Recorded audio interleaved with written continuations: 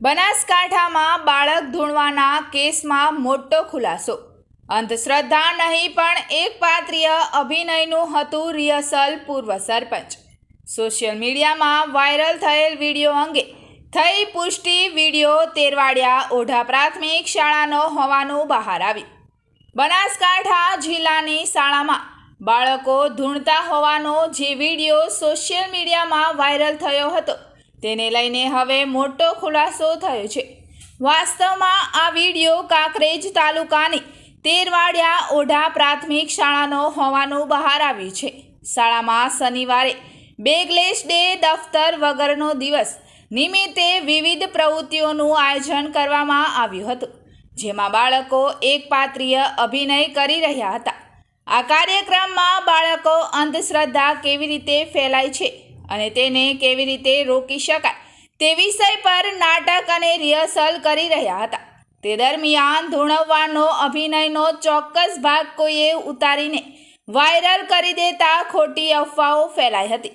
આ બાબતે તાણા ગ્રામ પંચાયતના પૂર્વ સરપંચ ગિરીશભાઈ પટેલે જણાવ્યું હતું કે બાળકો દ્વારા કરવામાં આવતા આ શૈક્ષણિક અને જનજાગૃતિના અભિનયનું સોશિયલ મીડિયામાં ખોટું અર્થઘટન કરવામાં આવ્યું છે।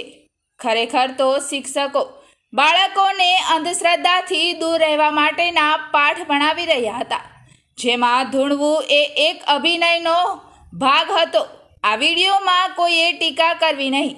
જો કે સમગ્ર મામલે ખુલાસો થતાં સોશિયલ મીડિયામાં થઈ રહેલી ટીકાઓ પર પૂર્ણ વિરામ મુકાયું છે અને વાલીઓએ પણ રાહતનો શ્વાસ લીધો છે। મારું નામ પટેલ ગિરીશભાઈ અંબાલાલ, પૂર્વ સરપંચ તાણા ગ્રામ પંચાયત। આજે રોજ સોશિયલ મીડિયામાં અમારી તાણા તેરવાડિયા પ્રાથમિક શાળામાં એક બાળકને ધૂણવાનો વિડીયો વાયરલ થતા એ વિશે મેં પણ તપાસ કરી, ગામ લોકોએ પણ અમે તપાસ કરી। એ બધો અભ્યાસ કરતા આજે હું મારું નિવેદન આપું છું કે હકીકતમાં શનિવારે બેગલેસ ડે હોય છે, એટલે કે દફતર વિનાનો દિવસ। એમાં બાળકો જોડે નાટક અને રિહર્સલ કરાવવામાં આવતું હોય છે।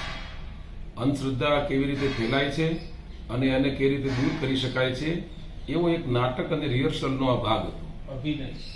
પરંતુ અમુક લોકોએ ધૂણવાનો વિડીયો જ વાયરલ કરતા લોકોમાં એવી અફવા ફેલાવી કે શાળાની અંદર અંધશ્રદ્ધાના પાઠ ભણાવવામાં આવે છે। હકીકતમાં અંધશ્રદ્ધાના કોઈ પાઠ ભણાવવામાં સ્કૂલમાં આવતા નથી।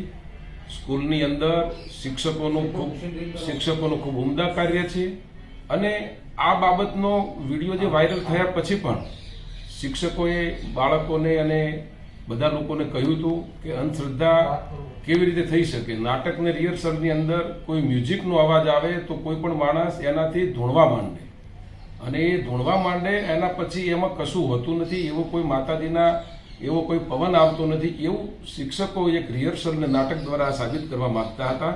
એટલે આ બાબતનો જે વિડીયો ધૂણવાનો વાયરલ થયો છે એમાં કોઈ તથ્ય નથી અને શિક્ષકોનું એમાં એવો કોઈ ભાગ નહોતો કે કોઈ અંધશ્રદ્ધાને ઉત્તેજન આપે, પણ અંધશ્રદ્ધા ન ફેલાય એના માટેનો નાટક અને રિહર્સલનો ભાગ હતો।